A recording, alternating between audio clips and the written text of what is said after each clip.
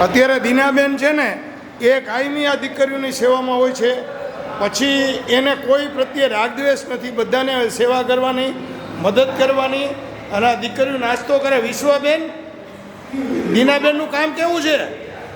મજા આવે છે ને? હે, સંતોષ છે ને તમને કામથી? બધા લોકોને દીનાબેનના કામથી ખૂબ આનંદ છે, અને આવી સેવા જે દીનાબેન કરે છે. અને હવે બધાય તમે વ્યક્તિગત દીનાબેનથી તમને કેવો સંતોષ છે? બધાને આનંદ છે ને? કેટલી મદદ કરે છે બધાને?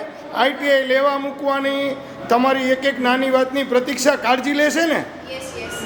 તો પછી આ બધી ગ્રેજ્યુએટ દીકરીઓને ખૂબ ખૂબ ધન્યવાદ. તમે લોકો ફરીથી આઈટીઆઈમાં એડમિશન લ્યો, અને આપણે આવા ને આવા કાર્યક્રમો આપણે ચાલુ રાખીએ. બરાબર?